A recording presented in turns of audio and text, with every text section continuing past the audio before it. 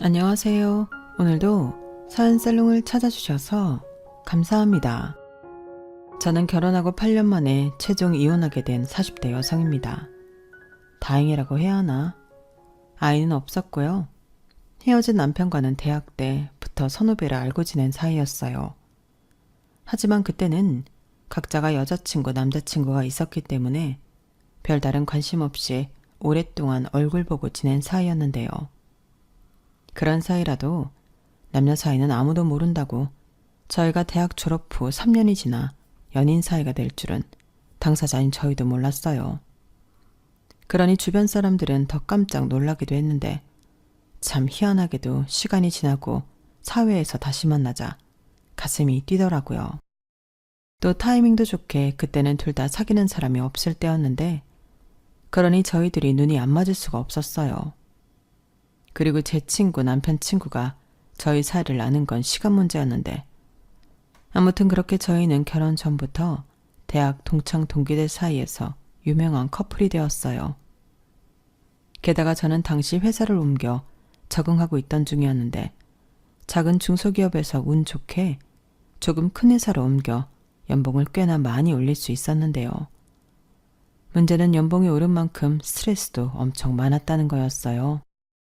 회사가 커지니 사람도 많고 온통 새로운 환경이라 신경 쓸 게 한두 가지가 아니었는데 이게 무슨 운명의 장난인지 같은 건물에서 다른 회사를 다니고 있는 남편을 만나게 된 것이 저희 사이가 변화가 된 계기였어요.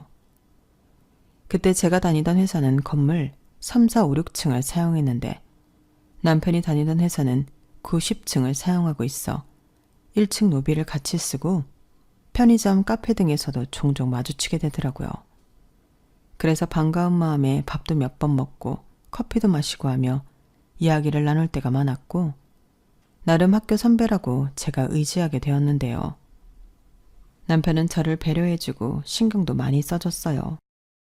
그래서 그때는 남편의 도움으로 버텼다고 해도 과언이 아니었는데 그 감정을 시작으로 호감을 갖게 되었죠. 그리고 한번 좋은 마음이 생기니 그 다음부터는 급속도로 좋아하게 되었는데 저에게 남편도 저를 좋아한다는 확신이 있었어요. 그러지 않고서야 그렇게 저를 챙겨주고 세심하게 신경을 써줄 리가 없다고 생각했거든요. 그래서 고백은 제가 먼저 했고 남편은 제 고백에 마치 뭘 그런 걸 굳이 말을 하냐는 듯 웃으며 우리 사귀는 거 아니었어? 나는 그런 줄 알았는데 라고 제가 민망해할까봐 남편이 장난을 치기도 했는데 나중에 제가 먼저 고백한 걸 자존심 상해할까 저를 배려한 거였어요. 사실은 자기가 먼저 좋아했다고 이야기해주기도 했는데 그만큼 연애할 당시 남편은 참 속 깊고 괜찮은 사람이었죠. 그런데 그건 어디까지나 연애할 때 일이었는데요. 왜냐하면 그런 좋은 남편 옆에 이상한 시아버지가 있을 거라고는 상상도 하지 못했는데 남편에겐 알고 보니 상처가 하나 있었어요. 그건 바로 어릴 때 부모님이 이혼하고 남편은 시어머니가 아닌 시아버님 손에 자랐다는 거였어요.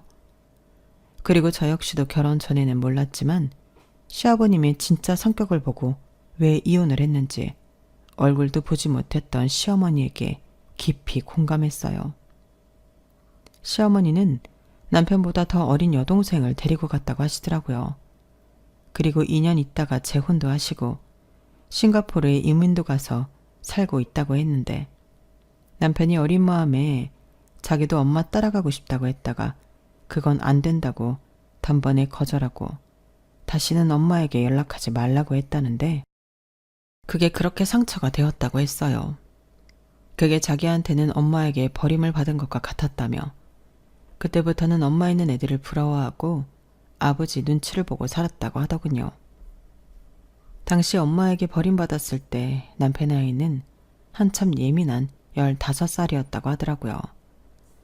그 말을 들으니 제가 다 남편이 안쓰럽고 마음이 좋지 않았는데 그 어린 마음에 상처가 얼마나 컸을까 저는 눈물이 나기도 했는데요. 그도 그럴 게 남편은 대학 때부터 늘 웃는 얼굴에 집도 어느 정도 사는 편이라 남편에게 그런 그늘이 있는 줄은 몰랐거든요. 그리고 남편은 대학 때부터 자기 얘기를 유독 하지 않는 사람이었는데 저도 주변의 다른 사람들도 모두 남편이 원래 말수가 별로 없는 사람인 줄 알았어요. 그저 남의 얘기 듣는 걸 좋아하는 줄 알았는데 그게 아니었다는 사실을 알고 나니 저는 더욱 마음이 아팠어요. 그래서 당신은 제가 여자친구였으니 내가 이 남자의 아픈 상처를 보듬어줘야겠다는 일종의 사명감 같은 걸 느끼기도 했는데 그런 마음이 있다 보니 연애 2년 만에 결혼을 결심하게 되었어요. 그때 저희가 같은 건물에 회사를 다녀서 매일 만나고 있었거든요. 거기에 주말에는 데이트를 한다고 또 만나니 주변에서 농담으로 그렇게 365일 붙어 다닐 거면 그냥 둘이 결혼을 해.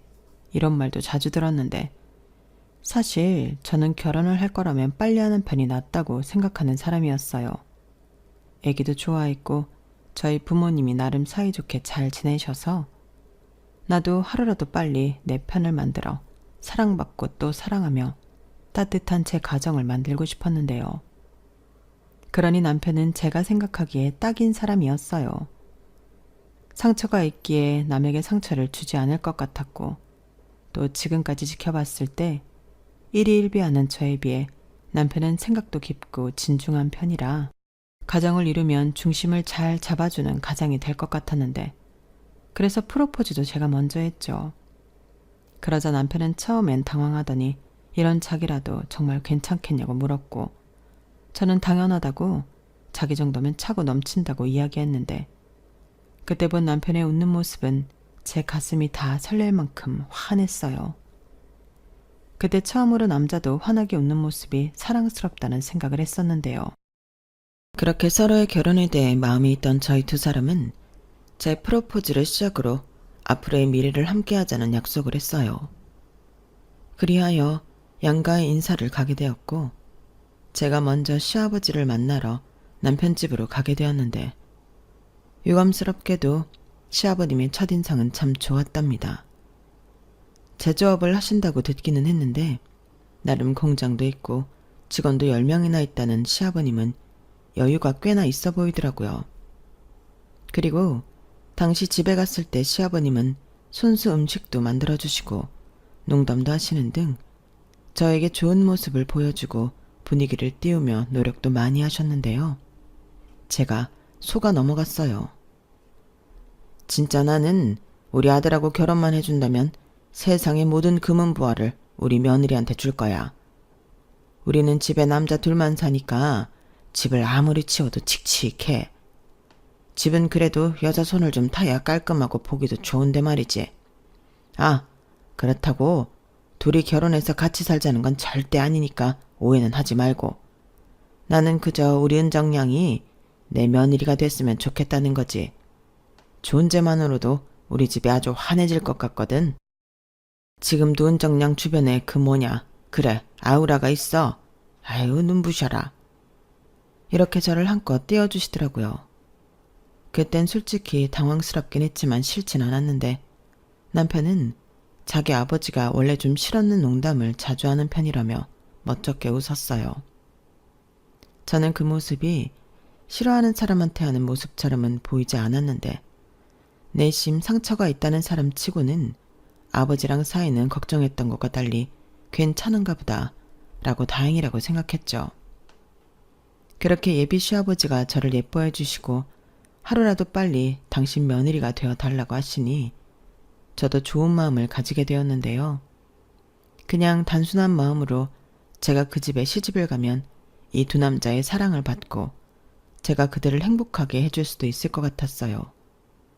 그리고 이어서 저희 집 인사를 간 남편은 긴장을 좀 하긴 했어도 저희 부모님 역시 장녀의 결혼을 바라고 있던 터라 남편을 반겨주셨는데요. 저희 집은 남동생인 아들이 있긴 했어도 남편을 보고는 큰 아들이 생긴 것 같다며 저희 부모님은 좋아하셨어요. 그렇게 저희는 양가의 축복과 환영을 받으며 결혼 준비를 시작했고 그 첫 번째인 상견례 날짜를 잡았는데 분위기는 뭐 두말하면 입이 아프도록 화기애애하고 좋았죠. 게다가 시아버님의 권유로 양가에 똑같이 1억씩 지원을 받게 되었는데 그건 솔직히 기대도 하지 않았던 거라 횡재라도 한 듯 저는 철없이 좋아했어요. 사실 결혼 준비에서 가장 중요한 게 돈이잖아요.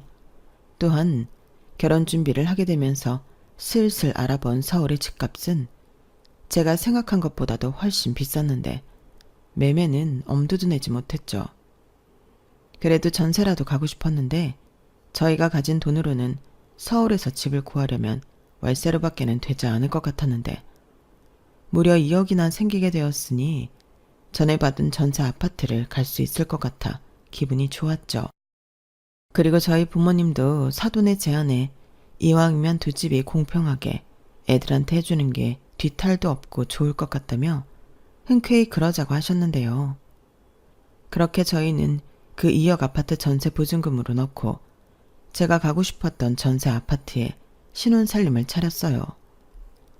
비록 전세이긴 했어도 평수도 30평대였고 위치도 좋아서 만족스러웠는데 문제는 그 다음이었죠.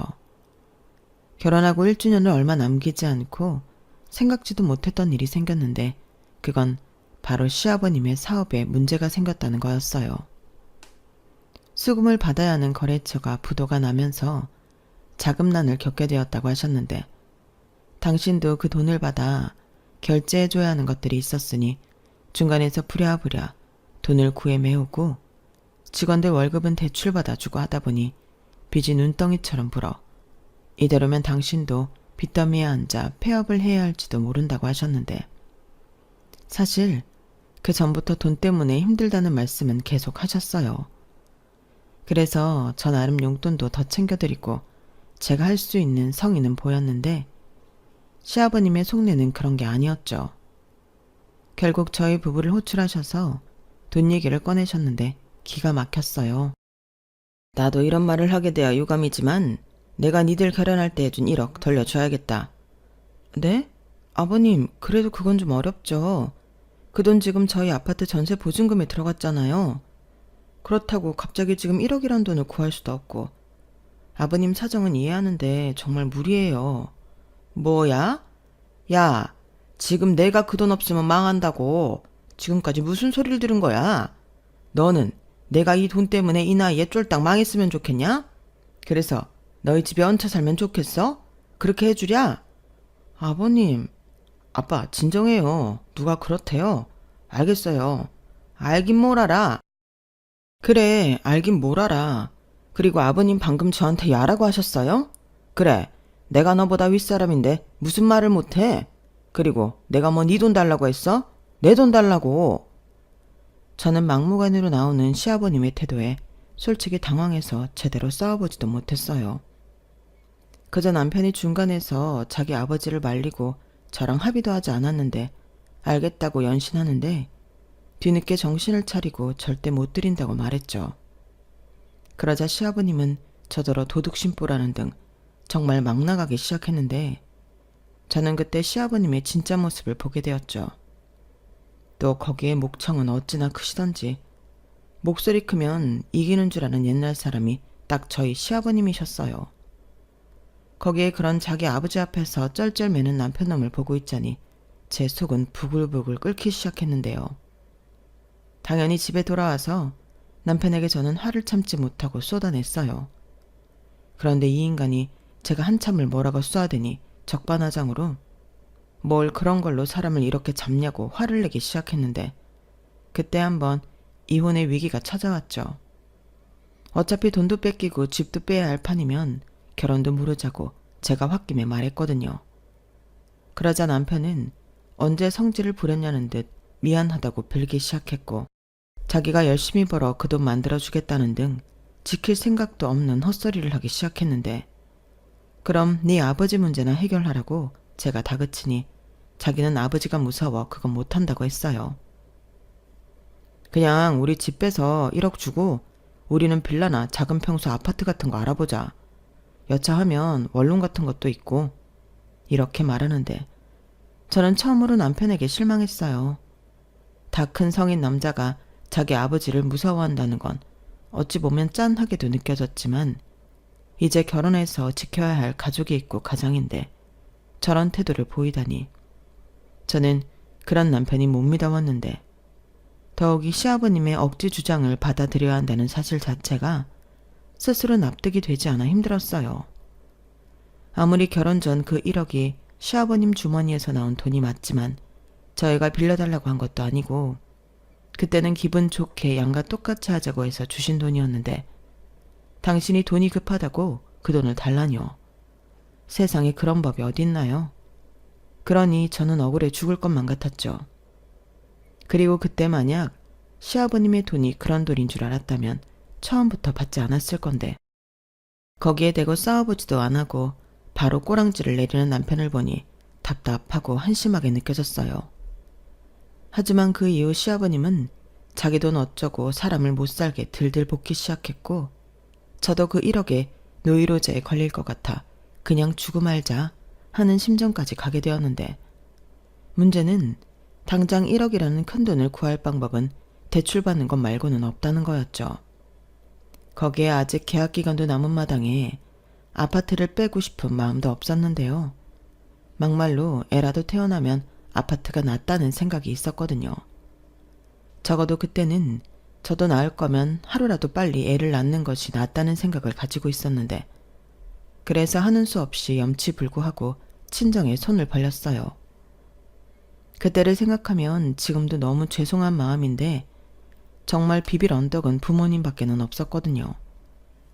그렇게 저는 어렵게 돈 얘기를 친정에 꺼내게 되었고 처음 제 말을 들은 친정엄마는 많이 놀란 듯 얼굴 표정이 좋지 않았는데 당연한 일이었죠. 1억이 무슨 돈 100만 원 해달라는 것도 아닌데 많이 놀라실 수밖에 없잖아요. 게다가 결혼할 때 해준 돈을 도로 달라고 하는 사돈이라니. 저희 엄마는 무슨 그런 경우 없는 소리를 하시냐고 조금은 언짢아 하셨는데요. 제가 중간에서 너무 곤란해하자 엄마는 아빠랑 상의를 해보고 연락을 주시겠다고 하셨어요.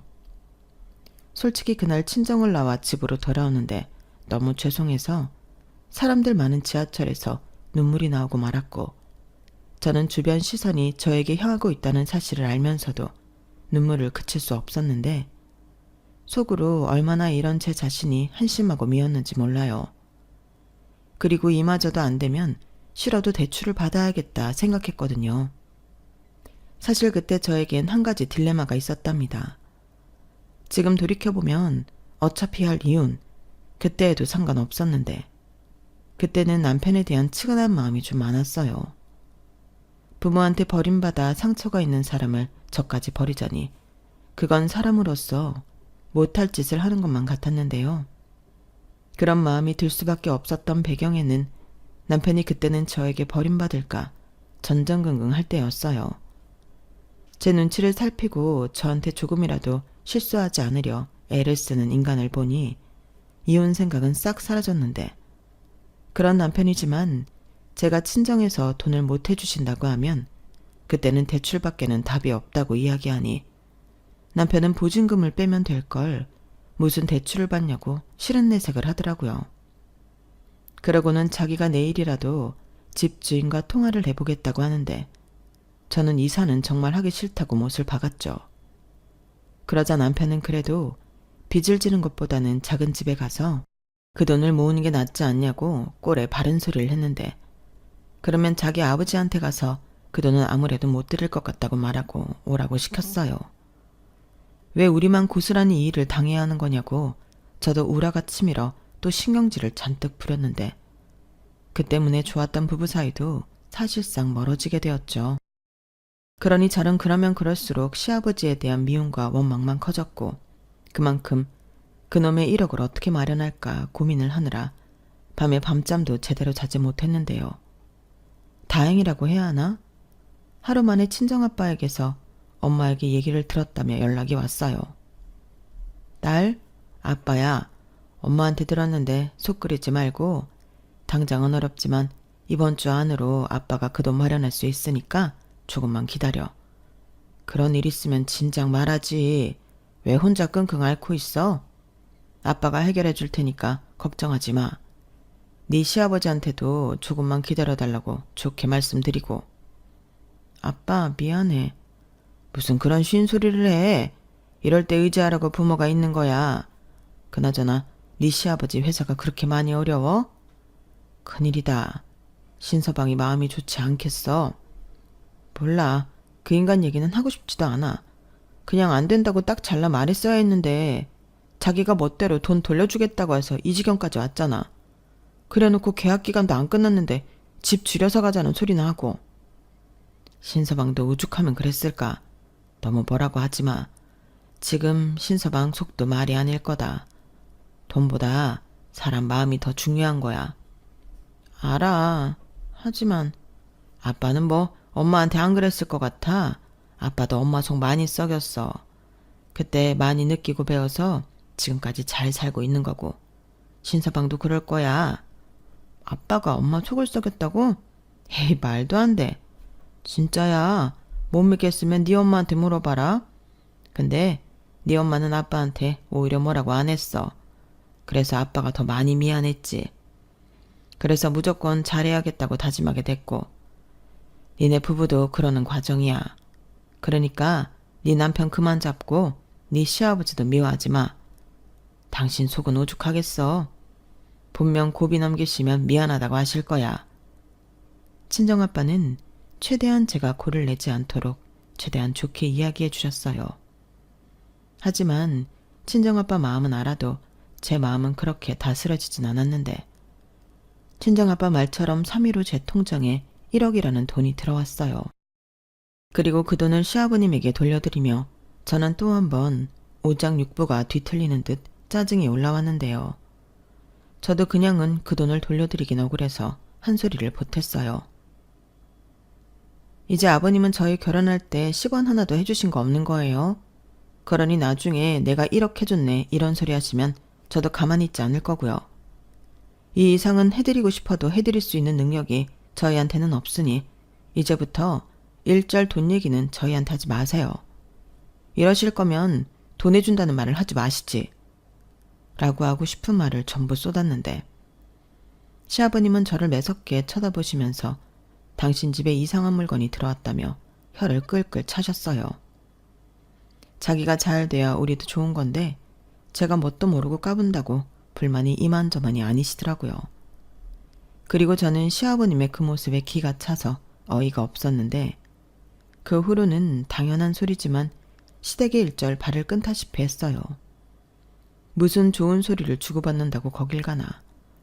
저는 갈 일이 있으면 남편만 혼자 가라고 보냈는데 남편은 또 그런 게 어딨냐고 영영 자기 집에 발 끊을 거 아니면 같이 가자고 고집을 부리는 거 있죠. 그러니 당연하게 그런 일이 있으면 저희는 부부싸움을 하게 되었는데 저는 남편한테도 가기 싫으면 자기도 가지 말라고 했네요. 하지만 자기 아버지를 무서워하는 남편은 그럼 또 자기 아버지한테서 불호령이 떨어질 거라며 저더러 뭘 모른다는 듯 말했는데 왜 결혼 전에는 저런 모습을 보지 못했나 땅을 치고 후회했어요. 하지만 이미 혼인신고를 해버렸고 죽이 되든 밥이 되든 저도 시아버님 1억 사건으로 약간 이판사판이 되었는데 다행이라고 해야 하나? 회사에서 제가 맡은 일이 바빠져서 자연스럽게 신경이 일로 집중되었어요. 참고로 저는 IT 회사에 신제품 개발 연구원으로 입사했을 때부터 한가한 적이 없었는데요. 게다가 신제품이 본격적으로 출시를 앞뒀을 때는 조금이라도 문제가 있을까봐 몇 번이고 체크를 하며 막판까지 긴장의 끈을 놓을 수 없었어요.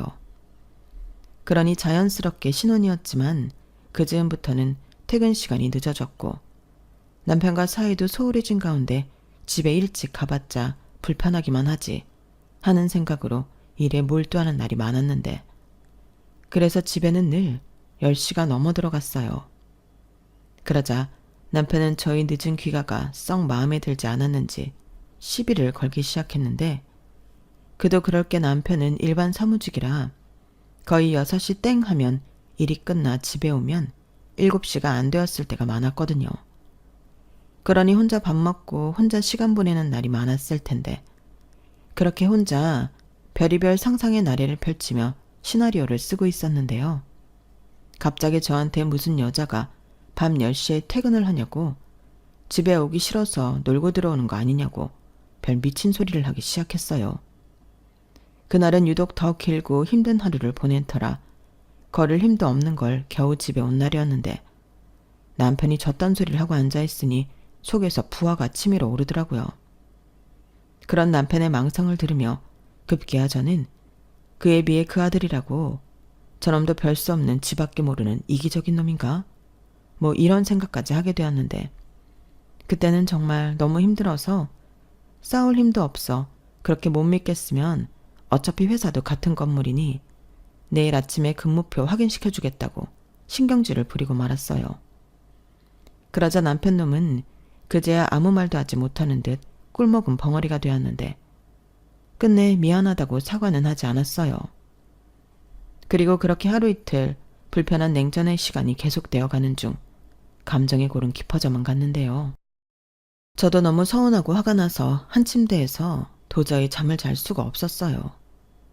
그래서 거실로 베개를 가지고 나와 소파에서 잠을 자기도 했는데 정작 저를 화나게 한 남편은 아무렇지 않은 듯 넓은 침대 한가운데서 코까지 골아가며 잠을 잤어요. 오히려 거실에 나온 저만 그 코 고는 소리에 잠도 제대로 자지 못했는데 너무 약이 올랐죠. 그러면서 저는 자연스럽게 이게 전부 이기적인 시아버님 때문이라는 생각밖에는 들지 않았는데요. 그래도 그때까지는 제가 시아버님 때문에 이혼을 하게 될 줄은 몰랐어요. 그런데 저희가 살던 전세 아파트집 주인이 계약이 끝나갈 무렵 자기 아들이 결혼해서 신혼집으로 써야 할 것 같다고 자기 사정 좀 봐달라고 연락이 왔고 당연히 계약 연장이 될 줄 알았던 저는 당혹감을 감추지 못했는데 세입자가 계약 기간이 끝나가는 마당에 버틸 수 있는 재간은 없었어요. 남편이랑 상의를 해봐도 돈에 맞춰가면 되지 않냐는 성의 없는 답만 돌아왔는데 그러고는 좋은 생각이 났다는 듯 보증금을 아껴서 차를 사자고 했어요.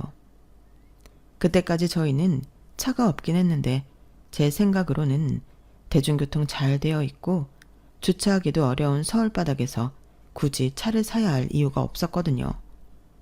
그래서 우리가 왜 차가 필요하냐고 물으니 남편은 애처럼 왜긴 남들은 자가는 없어도 자차는 다 있어. 차가 있으면 당연히 편하지. 교회로 드라이브 겸 데이트도 하고 또 애기 태어나면 당연히 차는 있어야 하는 거 아니야? 이렇게 말했는데요. 어이가 없었죠. 누가 들으면 제가 임신 중이라 곧 아이가 태어나는 줄 알 것 같았는데 저는 내 집 마련을 하기 전에는 아이를 가질 생각이 없었어요.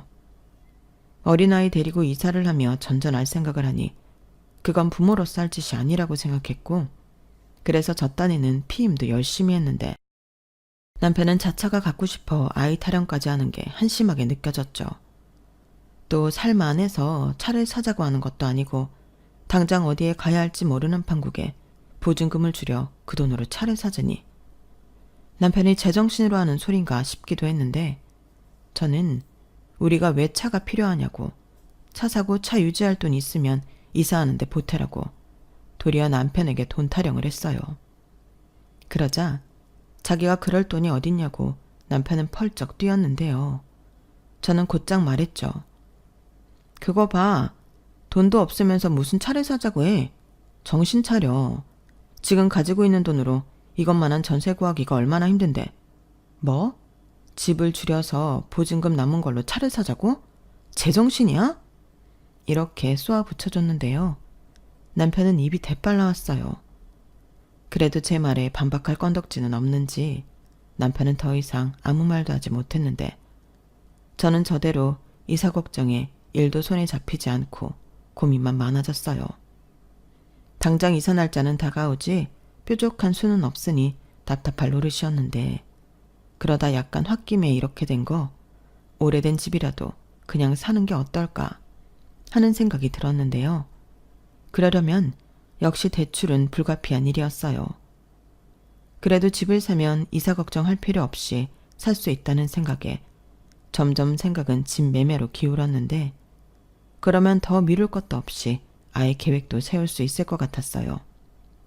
하지만 복병은 의외로 가까운 곳에 있었는데 남편이 대출받는 걸 찬성할 수 없다고 집 매매를 반대했어요. 자기야, 왜 싫다는 거야? 그럼 이렇게 계속 불안한 생활을 계속해? 서울 집값은 계속 올라. 차라리 이럴 때는 적은 평수라도 빨리 사는 게 이득이라니까? 나도 여기저기 많이 알아봤어. 일단 당장 우리가 가진 돈으로 전세 구하기도 힘들고 전세자금 대출받아서 전세 살 바에는 그냥 집을 사는 게 낫다니까? 우리 이러다 영영 집 못 살 수도 있어. 자기 친한 사람들한테 물어봐. 대출 안 끼고 서울에 집 살 수 있는 사람이 있기는 한지. 그래도 그렇지. 대출 받으면 그거 갚느라 허리가 휘잖아. 지금이야 자기랑 나 둘 다 버니까 그 정도는 갚을 수 있다고 생각하겠지만 사람 일은 아무도 모르는 거 아니야? 그리고 운 나쁘게 집값 떨어지면 우리는 보장받을 수 있는 게 하나도 없는 거잖아. 나는 원룸 같은 좁은 곳에 살았으면 살았지 빚 지고 사는 거 싫어. 내 사전엔 빚은 없다고.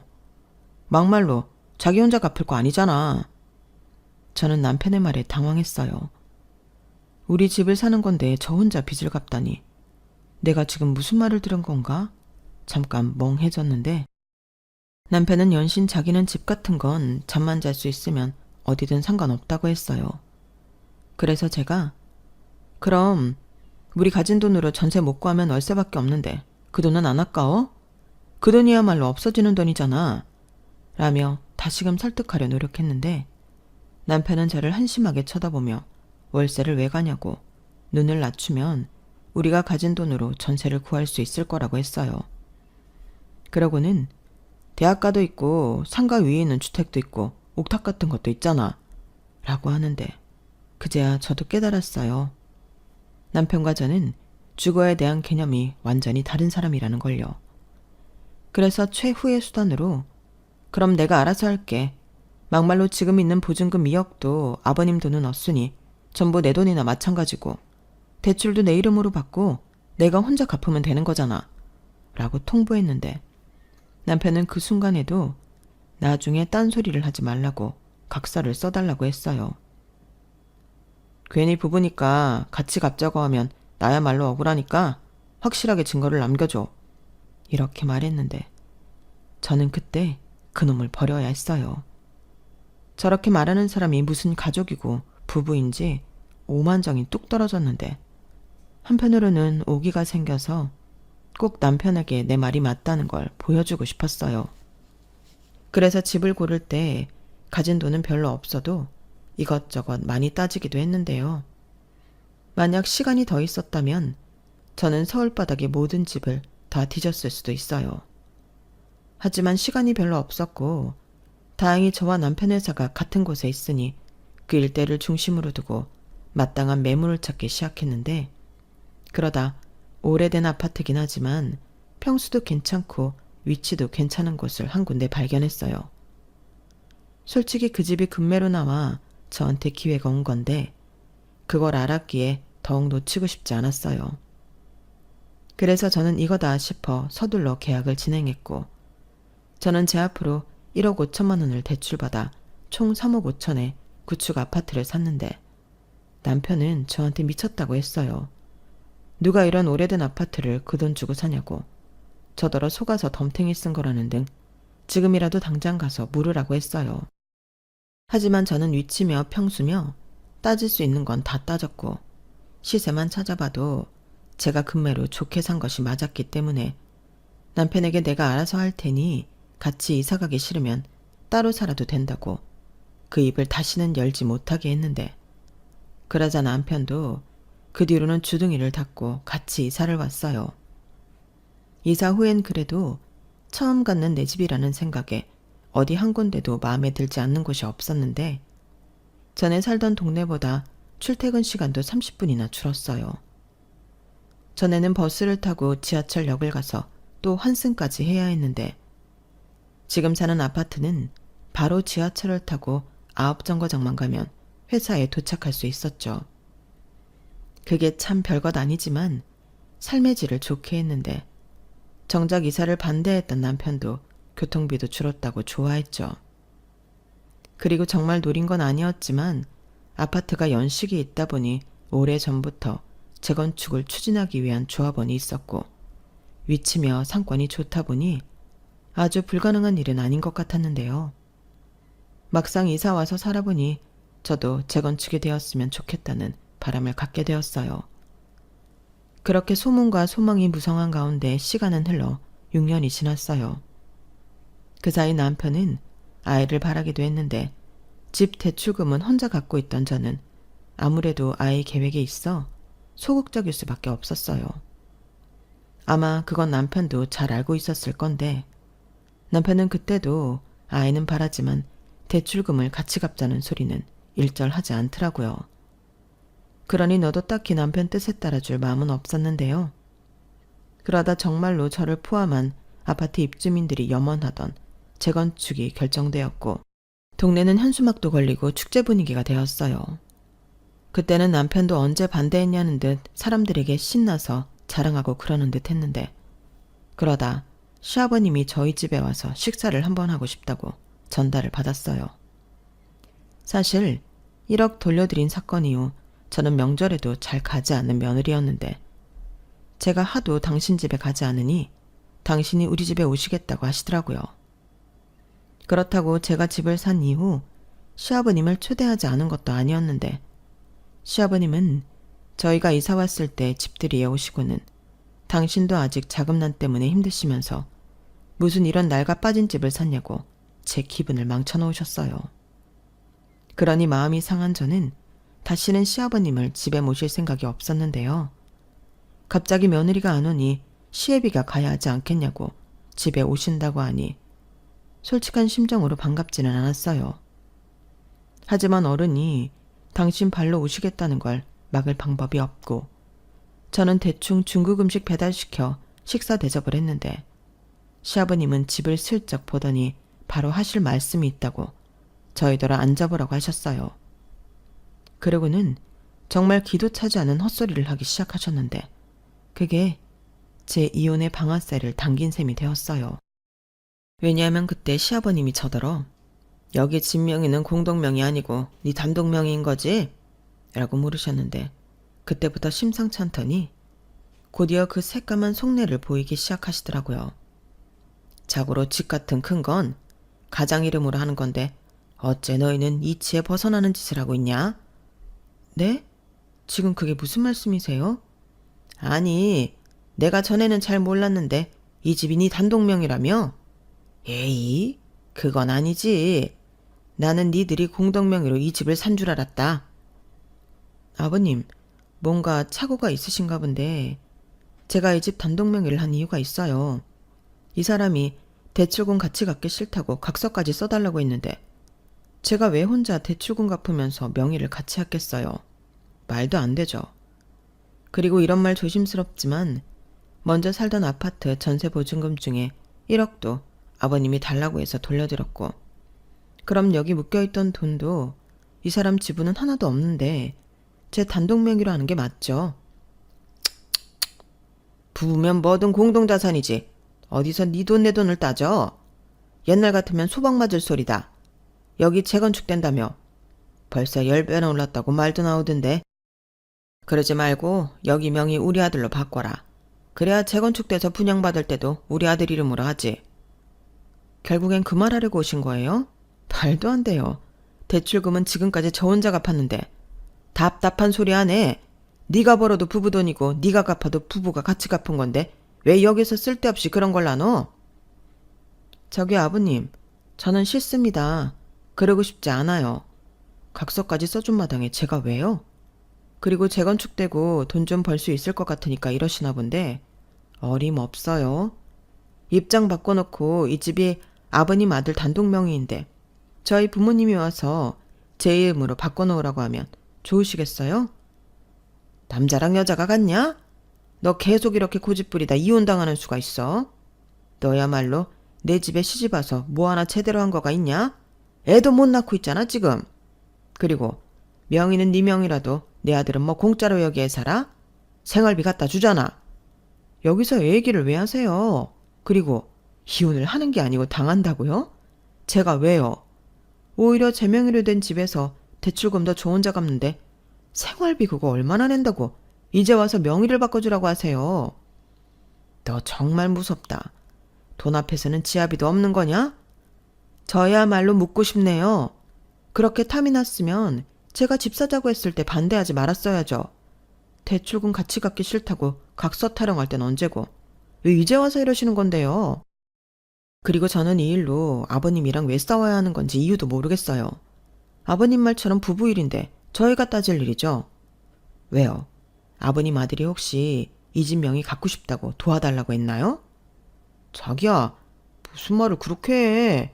내가 뭐 그렇게 찌질한 놈인 줄 알아? 그래, 내가 대출 받는 거 싫어서 같이 갚자는 소리 하지 않는다는 각서 써달라고 했다.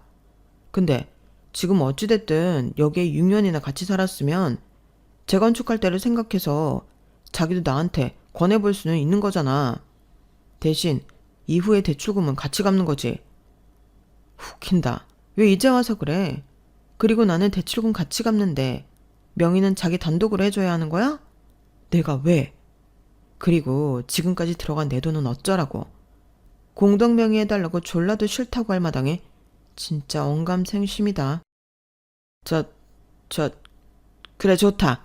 네가 하도 돈돈돈거리니까 그럼 내가 무슨 수를 써서라도 1억 다시 해줄 테니까 내 아들 이름 명의로 바꿔놔. 그럼 되는 거지? 아니요. 그래도 싫어요. 또 언제 그 돈 달라고 하실지도 모르고 이제 와서 제가 그럴 이유가 없다니까요. 너 정말 이혼당하고 싶어? 이혼녀 되기 싫으면 시애비가 좋게 말할 때 말 들어. 싫어요. 이혼하면 그만이죠.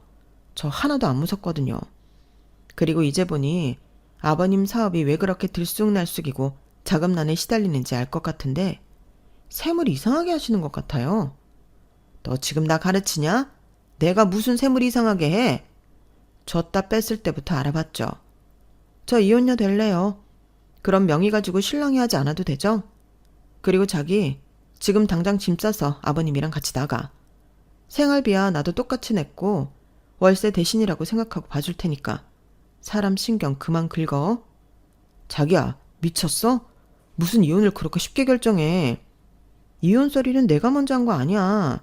미쳤냐고 물어보고 싶으면 나 말고 자기 아버지한테 먼저 물어야지. 내가 볼 땐 이제 와서 명의 내놓으라고 하는 것도 미치지 않고서야 못할 소리 같은데? 저 싸가지하고는 네가 이 다 쓸어가는 집 하나 가졌다고 유세가 하늘을 찌르는구나. 네, 솔직히 별 생각하지 않았는데 지금 아버님이 이러시는 거 보니까 제가 좀 그렇게 해도 되는 것 같아서요.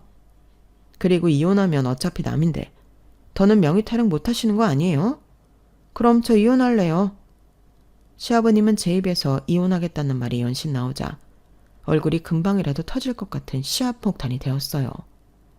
그리고 그 옆에서 남편은 이게 아닌데 하는 얼굴로 난감해 하고 있었는데 저는 이것들 잘 걸렸다 하고 이참에 정말로 이혼을 감행할 생각이었어요. 사실 결혼하고 별의별 일을 다 겪으면서 이 남자랑 미래를 같이 살아야 할 이유가 과연 있을까 생각을 많이 했었는데 자기밖에 모르는 시아버지와 부부 사이인데도 1도 손해보고 싶지 않은 남편까지 명부만 있다면 버리는 게 맞죠. 그런데 이렇게 알아서 좋은 명분까지 만들어주다니 저는 얼씨구나 좋구나 쾌재를 부를 일이었는데 저는 원래 한번 마음먹으면 곧장 실천하는 사람이라 다음날 이혼 서류를 들고 왔어요. 그러자 남편은 깜짝 놀라서 이혼 서류를 찢고 자기는 이혼하지 않고 저랑 계속 같이 살 거라고 했는데 그러면서 고작이 낡아빠진 아파트 하나 때문에 이혼녀 딱지를 달 거냐고 큰 소리를 치더군요. 그때도 정말 어이가 없었어요. 이혼 소리를 누가 먼저 했는데 저런 개소리를 저한테 하는 건지 더 화가 치밀어 올랐는데요. 그러니까 저들은 정말로 이혼할 생각도 없으면서 저를 협박할 심상이었다는 거잖아요. 그걸 모르면 몰랐지 알게 된 이상 저는 그 점을 간과할 수 없었고 합의 이혼이 되지 않는다면 저는 소송도 불사하겠다고 제 의사를 똑똑히 전했어요. 그러게 가만히 있으면 중간이라도 갔을 텐데 왜 엄한 사람을 건드렸는지 저는 그 못난 부잣지간에 제대로 매운맛을 보여줄 심상이었는데 나중엔 남편이 그냥 버틸 것 같아서 변호사 사무실에 가서 상담하고 이혼 소장을 작성해 남편 회사에 보내버렸어요. 그러자 자기를 회사에 개망신을 줬다며 명예훼손 어쩌고 떠들더니 자기도 법대로 하겠다고 큰 소리를 치면서 더럽고 치사하다고 자기 짐을 싸서 집을 나갔는데 저는 그 길로 비밀번호도 바꾸고 남편을 집에 못 들어오게 했어요. 그러니 남편도 지가 뭐가 억울하다고 변호사를 선임해 이혼 소송을 하게 되었는데 뻔뻔하게도 제 아파트를 재산분할 대상으로 해달라고 요구하더라고요. 그렇게 이혼이 하고 싶으면 해줄게. 대신 아파트 집은 나한테 50% 줘. 그럼 순순하게 물러날게. 순순하게 물러나지 않으면 뭐 지저분하게 물러나게? 어디 할 수 있으면 해봐. 나는 고맙게도 누가 써달라고 한 각서도 있고 그동안 혼자 대출금 갚은 내역도 있거든. 아무리 부부 사이였다고 해도 그 집은 내 집이야. 헌재는 뭐 집은 잠만 잘 수 있으면 된다고 하지 않았어? 진짜 돈 앞에서 사람이 치사해지네. 그래서 돈 때문에 남편을 버리냐? 말 똑바로 해. 내가 먼저 버리지 않았어. 도둑심보로 명의 타령하지 않았으면 그냥 생활비나 내고 살라고 뒀을걸. 긁어 부스럼 만든 사람이 누구야? 원망하고 싶으면 내가 아니라 당신 아버지를 원망해야지. 저는 남편의 말에 한치도 물러나지 않았어요. 사실 물러날 이유가 전혀 없었기 때문에 이혼 소송을 하는 중에도 걱정은 1도 없었는데요. 그 사이 아파트 재건축 사업은 본격적으로 시작이 되었고 저는 친정에 짐을 옮겨놓고 생활하게 되었어요. 그러면서 남편과는 이혼해야 할 것 같다고 이야기를 모두 털어놓았는데 당연히 저희 부모님은 화가 머리 꼭대기까지 나셨죠. 사돈이 1억 돌려달라고 했을 때도 남편한테 잘해주라고 했던 아빠는 특히 더 많이 화가 나셨는데 그 다음날 남편을 찾아가서 한 소리 하고 오신 듯 하셨어요. 그래도 폭언이나 폭력은 전혀 쓰지 않으셨다고 했는데 이 인간이 저희 아빠를 명예훼손 모욕죄로 고소를 하겠다 협박하는 거 있죠. 그래서 저는 할 수 있으면 전부 하라고 했어요. 그 대신 나도 네 아버지 똑같이 모욕죄로 고소하겠다고 했는데 남편이 아무 말도 하지 못하더라고요. 결국 이혼 소송은 제 승소로 끝이 났고 이젠 전 남편이 된 그 인간은 저한테 정신적 위자료 1,000만 원을 지급하는 걸로 나눌 것도 없이 소송이 끝났는데 전 남편은 억울하다고 항소를 했어요. 그 덕에 재판이 더 길어지긴 했으나 저는 소송 비용도 승소하면 남편 쪽이 모두 부담하는 걸로 하고 재판을 진행했어요. 결국엔 재판을 하면 할수록 그 인간이 지불해야 하는 돈 액수만 늘어나게 되었죠. 그러니 지도 더는 싸울 의욕이 사라진 것 같았는데 거기엔 하나 더 저의 조력자가 있었어요. 그건 다름 아닌 그 인간의 아버지, 전 시아버지셨는데 그 사이에 정말로 회사가 더는 어쩌지를 못해 부도 처리가 났나 보더라고요. 그래서 빚더미에 올랐고 시아버님 소유의 집도 차도 모두 뺏기게 되었는데 그러자 남편은 자기 아버지 일도 처리해야 하고 저랑 가망 없는 싸움을 이어가지 못하는 눈치였어요. 다만 자기가 다 잘못했다고 이제라도 받아주면 안 되냐고 저를 찾아와 빌기는 했는데 제가 돌지 않은 이상 같은 실수를 2번 할 리가 없었어요. 그리고 지금 와서 생각해보면 시아버님은 자기가 금방이라도 망할 것을 알았기에 제 아파트를 자기 아들 명의로 바꾸고 싶었던 것이 아니었을까 하는 생각이 들었는데 그럴 마음은 없었지만 참 소름 돋는 인간이 아닐 수 없어요. 하긴 그러니까 자식 결혼할 때 쓴 돈도 여직 당신 돈이라고 생각하고 달라고 하셨겠죠? 참 세상에는 별 희한하고 이상한 사람이 많다는 걸 또다시 느끼게 되었는데 저는 현재 재개발된 아파트에 들어와 혼자 살고 있어요. 처음엔 처분해서 부모님 집으로 돌아갈까 고민도 했는데 회사도 가깝고 저도 친축에 살아보고 싶더라고요. 그리하여 지금은 바라던 솔로 생활을 하며 일도 열심히 하고 나름 제 인생을 즐기려 노력하고 있는데 누구 말처럼 이혼녀 딱지는 붙었어도 사는 데는 아무런 지장이 없었어요. 오히려 이혼하고 아무런 타격이 없을 거라 장담하던 그 인간이 회사를 그만두게 되었는데 전 시아버님의 빚 때문에 사람들이 찾아오고 난동을 부린 모양이었어요. 사실 그런 일이 건물에서 일어나면 소문이 정말 금방 퍼지는데 그 덕에 그 인간이 쪽팔리긴 했는지 회사를 그만뒀다 하더라고요. 그리고 지금까지 저한테 연락을 하지 않아 정말 고마울 따름인데 바람이 있다면 앞으로 영원히 그 인간들이 제 앞에 나타나지 않았으면 좋겠어요. 똥은 한번 밟은 걸로 끝내고 싶거든요. 그리고 그 인간들 보란 듯이 저는 제 인생 멋지게 살며 더 잘난 사람도 만나 연애도 하고 싶은 마음인데 똥차가 갔으니 벤츠가 오지 않을까 살짝 기대를 하고 있어요. 그리고 그만큼 저도 거기에 어울리는 사람이 되고자 스스로 투자도 많이 하고 자기 개발도 열심히 하고 있습니다. 언젠가는 지금의 노력이 빛을 보는 날이 오길 소망하며 지금까지 제 이야기 들어주셔서 대단히 감사합니다. 다음에는 저도 행복한 사연으로 인사드릴 수 있도록 남은 인생 더 열심히 잘 살아보도록 할게요. 그럼 행복한 다음을 기약하며 건강하시고 행복하세요. 고맙습니다. 여러분, 사연 댓글에 응원과 현명한 조언 부탁드려요. 좋아요와 구독은 저에게 큰 힘이 됩니다. 오늘도 좋은 일 가득하세요.